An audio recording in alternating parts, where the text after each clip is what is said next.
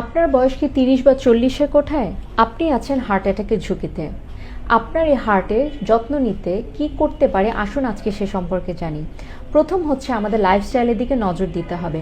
আমরা সবাই কিন্তু এখন এই সেডেন্টারি লাইফস্টাইলে অভ্যস্ত। সকালে ঘুম থেকে উঠছি, কিছুক্ষণ ফেসবুক স্ক্রল করছি, রাশ করে রেডি হচ্ছি, দেন অফিসে চলে যাচ্ছি।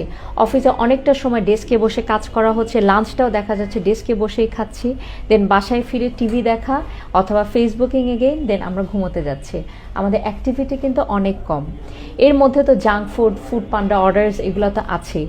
তো আমরা আমাদের লাইফস্টাইলটা ভালো করতে আমরা কি করতে পারি? প্রথম আমি হাইলাইট করতে চাই আমাদের খাদ্যাভ্যাসের দিকে। আমাদের ফলো করতে হবে মেডিটেরিয়ান ডায়েট।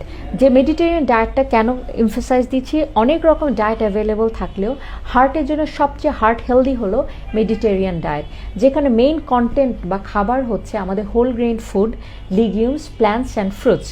এগুলো মানে কি? এর মানে হচ্ছে আপনাদের খাদ্য তালিকায় থাকতে হবে অনেক শাকসবজি, ফলমূলের সমাহার। এর সাথে থাকতে হবে হোল গ্রেইন, মানে হচ্ছে লাল চাল অথবা লাল আটার রুটি। আমরা কার্বোহাইড্রেট একটু কম পরিমাণে খাবো, শস্য জাতীয় খাবার বেশি পরিমাণে খাবো।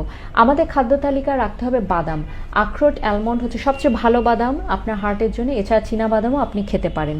তেলের পরিমাণ থাকবে কম এবং নজর দিতে হবে লবণের দিকে। সল্ট কন্টেনিং ফুড অনেক কম পরিমাণ খেতে হবে। প্রতিদিন আপনার সব খাওয়ার